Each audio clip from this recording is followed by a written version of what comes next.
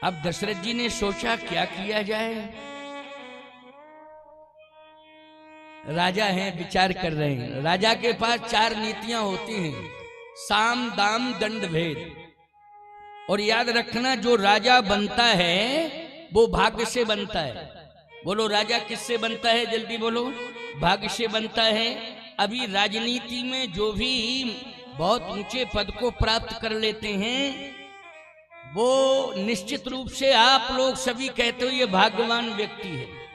क्यों भाई, क्या कहते हो? भाग्यवान है भाई, इतने ऊंचे पद पर बैठ गया, राजा बन गया। अब राजतंत्र खत्म हो गया, प्रजातंत्र आ गया। लेकिन बोलो, ये मंत्री मिनिस्टर सब राजा ही तो बन गए हैं। बोलो, बन गए कि नहीं बन गए? लेकिन सभी कहते हैं भाग्य की बात है। ये किसकी बात है? भाग्य की बात है। भाग्य ने पहुंचा दिया इस कंडीशन पर। मैं कहता हूं, राजतंत्र की परंपरा में जो राजा के घर में पैदा होता है वो निश्चित रूप से भाग्यवान होता है। तभी तो राजा के घर में पैदा हुआ है। राजा बन गया तो कहना ही क्या। भगवान उसे 4 नीतियां देते हैं। ये भगवान के खजाने से मिलती हैं, उसे भाग्य के साथ जुड़ जाती हैं ये 4 नीतियां, साम दाम दंड भेद। लेकिन जब राजा अपना प्रभाव का दुरुपयोग करने लगता है तो भगवान वो 4 नीतियां वापस खींच लेते हैं अपने पास वापस। यानी भगवान ही देते हैं और भगवान ही वापस ले लेते हैं। कब? जब दुरुपयोग होता है तब। जैसे कोई विधायक, कोई सांसद यदि अपने प्रभाव का दुरुपयोग करता है तो 5 साल बाद जनता उसके अधिकार छीन लेती है कि नहीं छीन लेती है? बोलो भाई।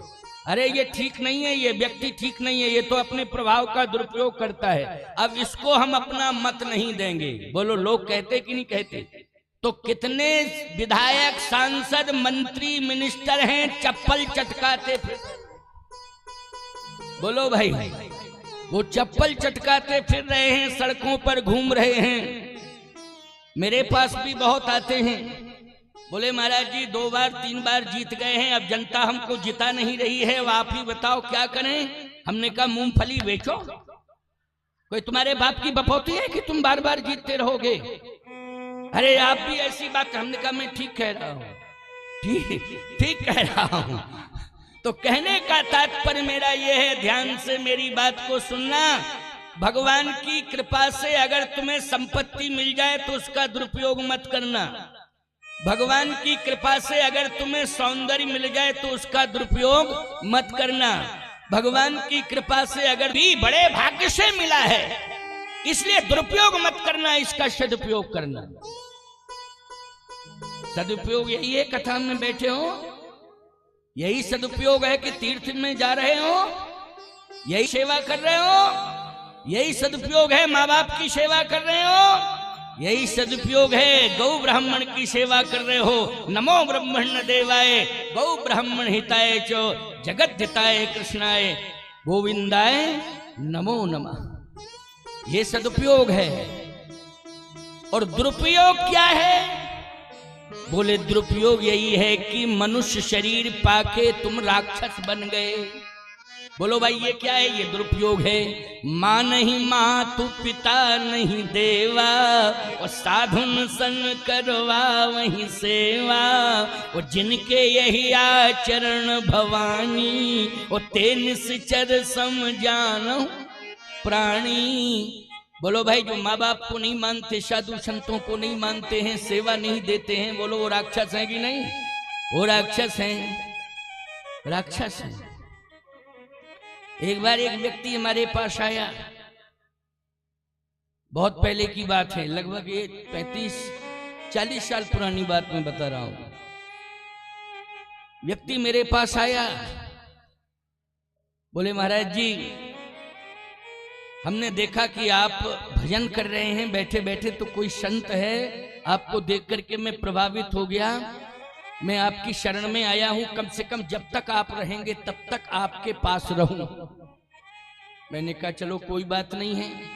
हमारा एक चेला था, 40 साल पुरानी बात है, किसी यज्ञ में गए थे, तो हमारा स्वभाव है कि पहले तो मेरा शिष्य अगर है कोई तो मैं उससे प्रसाद तैयार करवा लेता हूँ, यदि नहीं है तो अपने हाथ से तैयार करता था। ये मेरा पुराना स्वभाव।